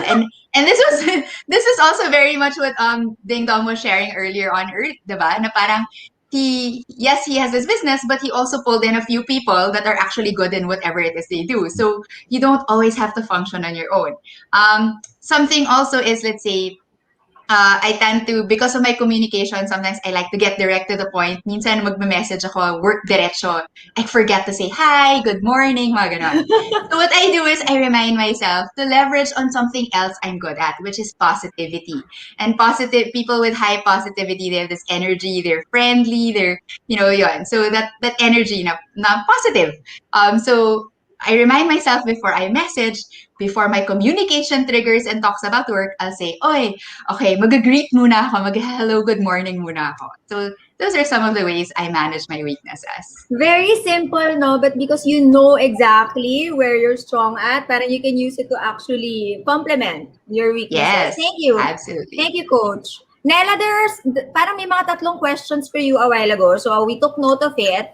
Go ahead. Question for you from Abby. Ayan, how do you handle struggles or people who do not believe in your cause? And then how Okay, can we get more people to number- value and see the potential? Siguro dun sa struggles part muna. So, di ba the word passion, natutunan ko to from my mentor. It means literally to suffer for something. Why do you suffer for something? Because you believe in it so much. Di ba, you see that it could transform lives, like nasabi kanina yung Ding Dong, that it could benefit others. So how I overcome struggles is remembering that, focusing on that, na you're here and you have a great purpose and people rely on you for hope, you give inspiration, you give hope to others. So, yung mga struggles madaling kalimutan. But of course, minsan talaga, we're only human. We can go to sleep thinking about it and overwhelmed by it, especially I think for empathic people, diba? Pero that's how I overcome my struggles, just remembering what I'm giving a voice to. Tapos doon naman sa mga people who don't believe in it, you're not here to please the world. I believe that you're here to please God and just to do your best, to love others the way that you can, the best way you can. So, hindi nagmamatter sa akin yung kung may hater dyan, di ba? But wala naman sa ginagawa natin, thankfully, na, parang thankfully people are very supportive of this cause. I think a lot of it has to do with authenticity because you just really share what is in your heart. And you do what's in your heart. So you're not trying to live by other people or do this so that you could get a good payment or to get a promotion or something. It's really because you genuinely care for others. And that's, I think, how people would come to support your cause, which we're very, very thankful for. If I may add, no, Nella, also, I think people have this parang limiting belief na parang for you to volunteer or to help others, kailangan mayaman ka. But actually, di ba, money is energy, and in order for us to share that prosperity, you can kumbaga volunteer your time, your talents, di ba? Parang even if you don't have a lot to go with in terms of finances, but if you have something that you can actually can help a certain cause. So, Nella, out of curiosity, how do we teach volunteerism effectively? I think this is also one of the questions from Abby. I think you have to model it yourself. Mahirap to say na to teach a person when it's not reflecting on you na you're doing it out of love. But that's volunteerism. You're doing it out of love. You're not there for payment. You're not there for anything else aside from because you want to do it to help others, to benefit others. So that's how I teach it. And that's why our NGO, we're purely volunteer-based. So from events committee, creatives committee, and different talents, people really contributing, whether they're good with graphic design or organizing events, then we're super happy because for us, we need to yung parang mahirap kung ikaw lang eh. You need to empower people, create this community of people who care, are compassionate about others and the environment. So that's what we do. Nella, thank you. Alyssa is asking, can you suggest any groups na pwedeng salihan to take part in conservation, like going in the field? Because she really wants to be in the field and take part in conservation. It's a hard sell, but you can join us.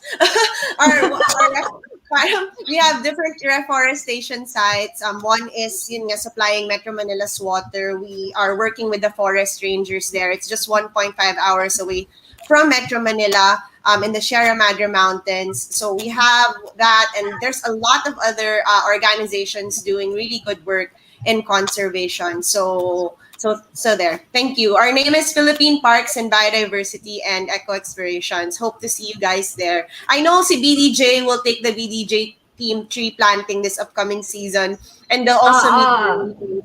So maybe kayo din. Let's invite Celine and Dong. Baka pwede, Ana, ka namin feature sa Amazing Earth. Di ba? Para sa Rangers, hindi naman ako eh. Kung may feature yung mga taong we represent, right? The Rangers that we stand for, the local communities that we're trying to give a voice to. Na, di ba, hindi naman sila nagsasalita. They're underappreciated, but they really deserve so much. Imagine they're on field every day patrolling thousands of hectares of land. And we really need to give them the appreciation and support that we can. Yes. Thank you, Nella. Ayan, Anna has a question to everyone. Parang fast talk. Let's start with Dong, and then Coach, and then Nella. How would you give back to people during the quarantine period? How does it make you feel at the time when people appreciate and not appreciate what you did? How would you give back? So, how would you give back to the people during this time, and then how does it make you feel when you're appreciated and not appreciated also? Well, Sakit, para sa akin, again, once you know what you can give, then just do it. Diba? Pero ang greater challenge for me there is, ano kasi ako parang while I like giving, parang mas gusto kong makita na magiging sustainable yung ibibigay mo kung ano man yun.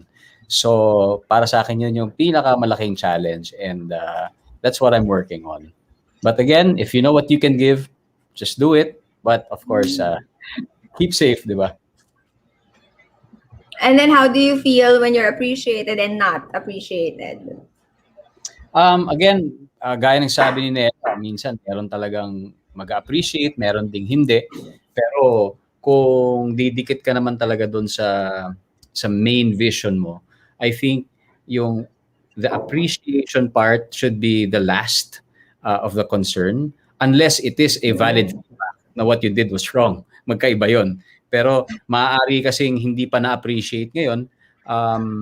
Pero again, yun na nga kasi pag may binigay ka, kailangan mo ring ma-measure yung impact.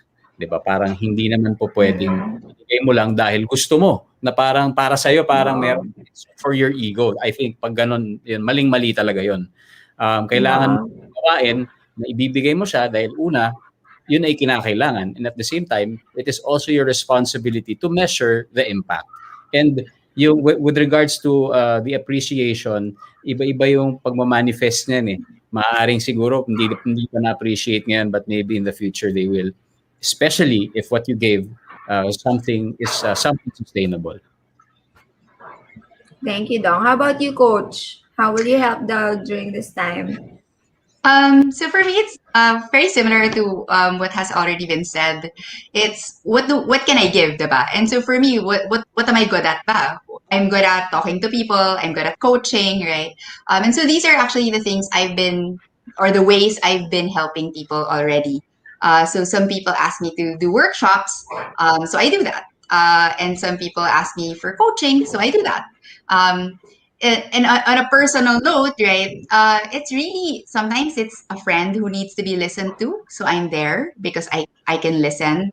Sometimes it's even, and I've seen, there are posts kasi na sometimes, diba, the delivery person, they'll call you, they'll text you, ganyan, and So me, I always make it a point when they text me, ma'am, na-deliver na po. I'll always go, thank you, stay safe, take care, diba? Mga ganon. So simple ways that you can actually Slim contribute and just cheer up people also.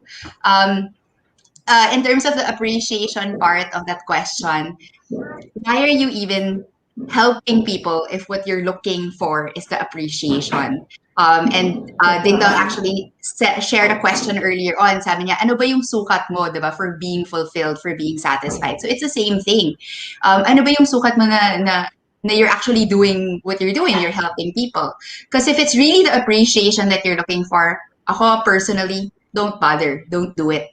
Kasi if you're not appreciated, maiinis ka lang. Thank you. Thank you, Coach. How about you, Nella? For during this quarantine, obviously you're in the business of helping others. Maybe Meron ka a pa ba different naisip approach. specific? Kasi nag-agree ako sa sinabi ni Dong and Celine. Baka sabihin gaya-gaya, wala na akong masabi. Pero more on for me, I'll take a different approach.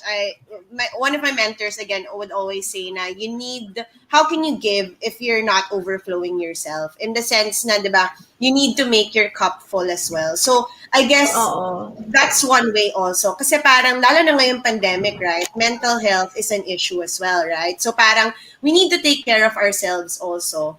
Through the past year of being cooped up, locked in, daming uncertainty. So to love others, to help others, you also need to make sure that you're at your best, at your optimum self, and that you, diba, talagang full of love ka din sa sarili mo and sa kakayahan mo para makapagbigay sa others. So I guess I'd like to take on that approach, diba? So that you can overflow, you need to flow in yourself and make that pour out towards others. Ako din, gusto ko din sumagot. No, because I think being a mom to six people talaga yun, no? Kasi college siya kasi yung panganay namin, di ba? Tapos may maliit and then there's a whole household here. Parang initially or pre-pandemic, you would think na parang thinking about yourself first is very selfish. Pero talagang this pandemic, really, feeling ko yung tulong ko sa mga tao dito sa bahay is to take care of myself. So talagang kapag may nararamdaman talaga ako, whether it's anxiety, whether it's physical pain, talagang hindi, asan na yung thermometer, i-check ko talaga yung sarili ko. I really need to sleep. Sorry guys, mamaya na si mami mag-homeschool.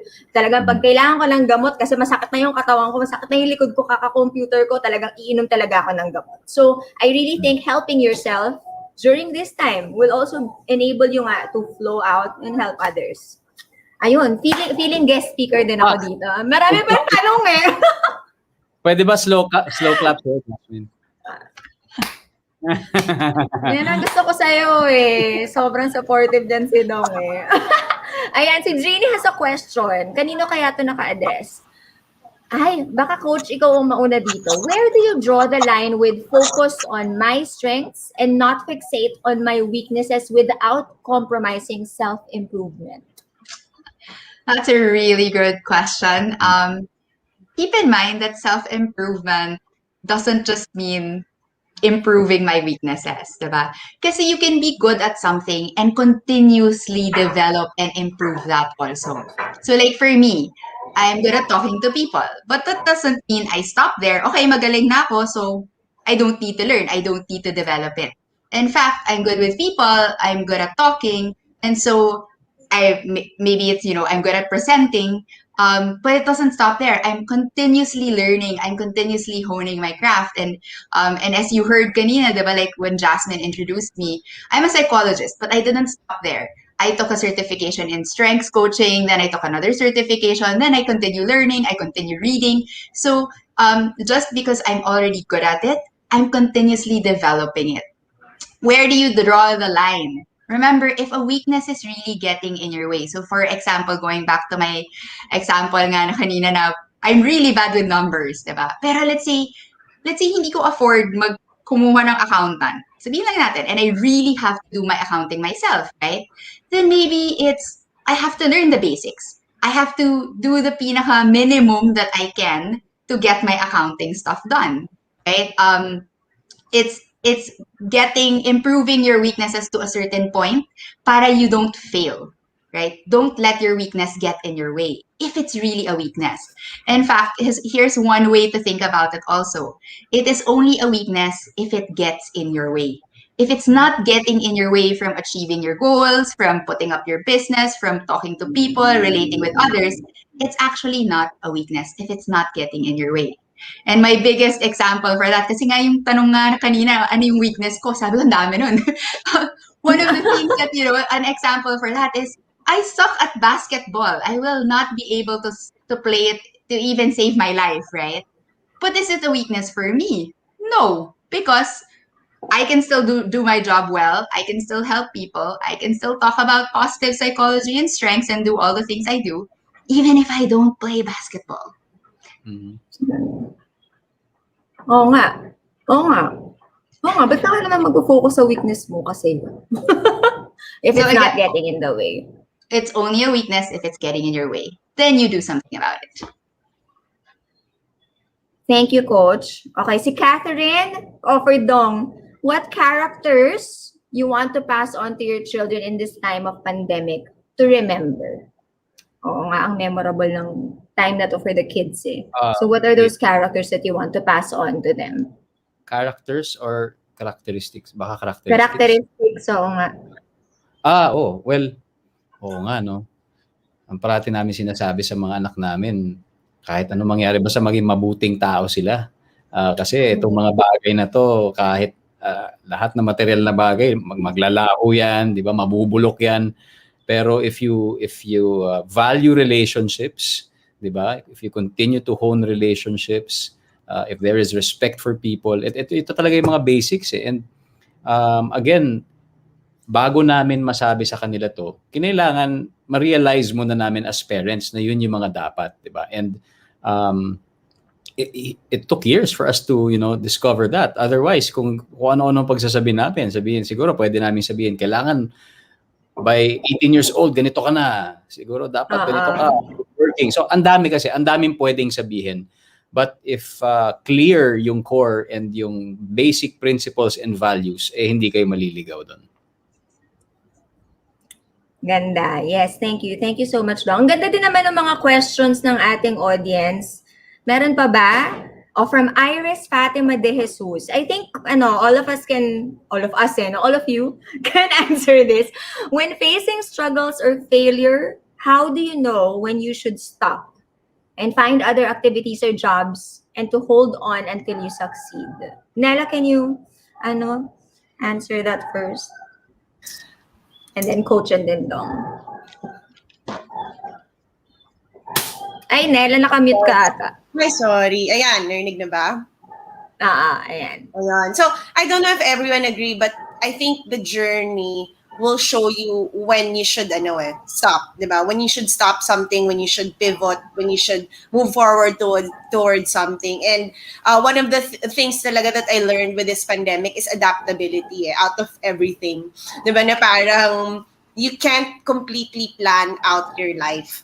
Even if you have this vision in mind, next month, next year, in the next 5 years, dapat ganito. But I think that's what the pandemic taught all of us, right? Na you can make plans, but sometimes that's not the plan that's for you. So you just really need to pivot, pray a lot, diba? Ask for wisdom and guidance. And I think the guidance will show up its way. So that's what I believe in. Okay. How about you, Coach? There's always so many things I want to say. First go back to why you're doing that, right? What's the purpose you're serving? In whatever it is that you're currently struggling with, why are you staying? And if you do stay, or if you do continue on that journey, where do you want to be? Diba? Kasi parang, like the pandemic hit, it actually made us all adjust. It made us all find new ways of doing things. But there are so many people out there that actually did find a way to get things done. Diba? No matter what the challenges come your way, if you strongly believe in what it is you're doing, you're going to keep finding ways. Once you no longer know what the purpose is or why you're even doing what you're doing, then that's a very strong sign also that maybe you should consider a different route. Dong? Yeah, ako, I'll build on what Coach Celine had said. Parang talaga, just go back to why you're doing things. Kasi darating at darating talaga yung breaking point na yun. In fact, parang tinetesting ka talaga niyan eh. Di ba? Parang tetestingin ka talaga, should I stop? But ultimately, kung clear ang metrics mo, and again, when I say metrics, it doesn't have to be physical, it doesn't have to be numerical, but it also has to involve feelings. Kapag naka-apekto na yan, halimbawa, bugnutin ka na, kapag yung relationships mo sa bahay nasisira na, I guess that's the clearest sign, di ba, na parang, sandali lang, reassess mo to, worth it pa ba to? Di ba? Kapag sabihin mo ng hindi na, kasi at that point, nakilala mo lalo yung sarili mo eh, na parang pinush mo yung sarili mo to that edge. And sometimes the only way for you to know and to realize that ay dapat gawin mo. Otherwise, if you don't reach that space, you wouldn't know na ayaw mo na pala doon.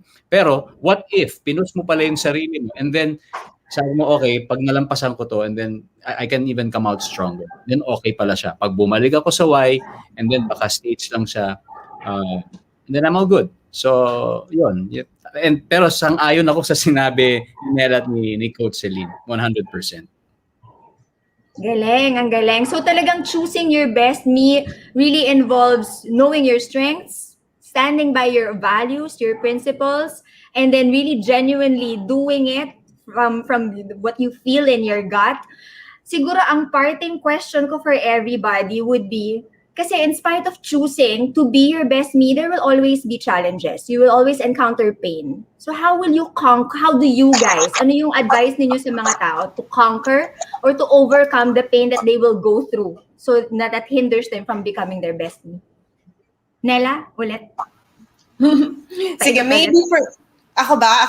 Okay. So maybe for me is that never feel it on your own and allow yourself to feel. I've always been taught na you need to allow yourself to feel. So when you have days when you feel sad, don't push it out kasi mas delikado nga daw yon, di ba? You have to acknowledge it, embrace that I'm going through a rough patch, I'm going through a sad day, and also share it with others, diba? Talk to someone about it, pray about it, find your rock and strength. My rock and strength is prayer, daily prayer and devotions, family and friends, and the communities that I represent. So, yun ang for me is my answer to your question. Thank you, Nella. How about you, Coach? How do you overcome or conquer the pain? I will copy paste what Nella said. No, but aside from what Nella said, I was like, she's answering what I wanted to say. On top of that, what for me personally, it is to be kind to yourself. Give yourself what you need. There are people who need space. Find ways to create that space. If you need a 10-minute break, give yourself that 10-minute break. Sometimes it's, if you need, I don't know, to have a cup of coffee, right? Whatever it is that will help you keep going, right? That will help you not, if you're frustrated, someone earlier said that, diba, na parang when you're frustrated, lalabas yan eh. It will affect your relationships. It will affect when you interact with your family. So if you're frustrated, diba, be kind to yourself. What do you need? Ask yourself, what do I need now to take care of myself? And then do that for yourself. And you, Dong? Parting words? Yeah. Well, yun. Tama talaga lahat ng sinabi nila. I totally agree. Lalo na doon sa pag-honor ng pain. Kasi 'di ba paano mo siya ma-overcome kung hindi mo aminin sa sarili mo, kung magmamatigas ka talaga. Pero to be very practical about it, malaking bagay na meron kang, especially sa line of work namin, kasi bago kami halimbawa mag-a-attack ng isang scene. So may interpretation kami of the role and then dinideliver namin. Pero ang hirap naman kung dinideliver mo siya mag-isa sa salamin. Ang best situations para sa amin ay madalas doon sa aming sa laboratory work kung tawagin. So whenever we are in workshops at may kabatuhan ka who would receive whatever you want to say at binibigyan ka ng feedback. Kasi minsan kahit magsalita ka lang, kahit nakikinig lang yung tao, minsan lalabas na rin doon yung sagot eh. And una, lalabas yung pain and at the same time, lalabas kung bakit may pain and even sa'yo na rin manggagaling, ano yung solusyon ng pain? Tapos biglang, yung kabatuan mo parang, yun na pala eh. Alam mo naman pala. Di ba? So, yung kailangan. And my point is, malaking bagay that there is someone there or something. Even, I mean, the mirror is not a bad idea, di ba? A book is not a bad idea. Basta kailangan mo lang mailabas. Hi, maraming salamat, guys. Thank you so much for sharing this space with us. Thank you again to everything that you have helped us with so that we can all choose to be our best me. Maraming salamat. Palakpakan naman natin or give a round of virtual applause to our speakers, Nella, Celine, Dong. Maraming salamat. Salamat. Thank you. Thank you for this. Salamat. Thank fun you. talk. Had fun talking to everyone, Dong. Yeah. Oo nga. I wish we had more Absolutely. time. Thank you. Dong, thank you. Ingat. Bye-bye. Ay, ano ba to? Nakakatuwa, ano. So it's really very inspiring. I hope you follow Nella and Coach Celine, and I'm sure you know Dong, and then maybe we can support his Dingdong PH also. Ayan, there you have it, guys. I hope you got a lot out of this Facebook Live event. We're excited for you to choose to be your best me kasi I sure am very excited. I think I have a lot to go on. Talaga. Ako personally. So, remind ko lang kayo, okay, we're giving away #BestMe pouches to the following 5 best badgers. So, yung mga most active or engaged in the comment section during the live. We're also giving away Best Me pouches to 5 best takeaways. So, share nyo naman yung takeaways ninyo kasi I'm sure your thoughts resonate with the others also watching with us. Ayan. And then also, Best Me pouches will also go to 5 best sharers. Share the live, and the top 5 sharers with the most engagement will win a prize. Ayan. So, the winners will be posted on Medicol's Facebook page next week. So, don't forget to follow their page, facebook.com/medicaladvance. Also, visit Medical's Lazada page at https:// naka-flash ata, /b.link/medicaladvance Lazada shop. Okay? Shopping din natin yung pampakonquer natin ng physical pain. Okay? Follow nyo yan, ha? And then finally, isa pa, one final reminder to sign up. Kahit na patapos na tayo, sign up because it's free. Okay, you should register at go.bdj.studio /choosetobeyourbestme. Kasi malay mo, di ba? Manalo ka nung 300 isa ka sa 300 registrants na mananalo ng best me kit. Malay mo si Dingdong pa yung magde-deliver. Joke lang. Ayan. Sige nga. Let's read out some of your comments and takeaways now na. Para may namisaw, Jeannie, that's my aha moment today. Self-improvement is not just improving my weaknesses, but also developing my strengths and learning something new. #bestme, #bestmedical, #galing. Si Murio, don't let your weakness get in your way. It is only a weakness if it gets in your way. Ako din, parang, oo nga, no, ba't ba ako mag-focus dun sa mga kakulangan ko kung hindi naman siya nakakaabala sa goals ko or everyday ko. Oo nga, same tayo, Maria, ng takeaway. Ano pa? #bestme. Jennifer says, thank you, BDJ Power Planner, for this webinar. We learned a lot. Thank you to the speakers. Oo, salamat talaga. Sarge Manalo says, talent and character strength. We all possess it. You just have to make the best of it. And for sure, it will be without limits. And if you know what you can give, just do it. 100%. Oo, best na best mo na talaga yun. Tama. Carla, my #bestme takeaway from this is to learn to listen, learn, trust yourself, and trust the process in the journey. We have our ups and downs, we have challenges, but we need to remember we're only human. Our nature is that we're programmed to keep going, keep growing, but we're also rational. We can choose how we grow. We can choose to listen or ignore. We can choose how we can become our best selves. Yak ako. Ang ganda nun, Carla. At Medical Advance, admit when there's a pain and find the best solution to it to become the best me. Totoo yan. Totoo yan. I can testify to that also. Ayan! So that's our program for today. I hope you enjoy the rest of the weekend of today's Labor Day. Go and journal about what you've learned, your takeaways, and don't forget that every day is an opportunity to become the best me you can be. So choose to be your best me today and every day. Ayan. Again, my name is Jasmine Mantiola. Maraming salamat for sharing this space with us. I hope you are inspired to be your best me. Bye, guys. Thank you.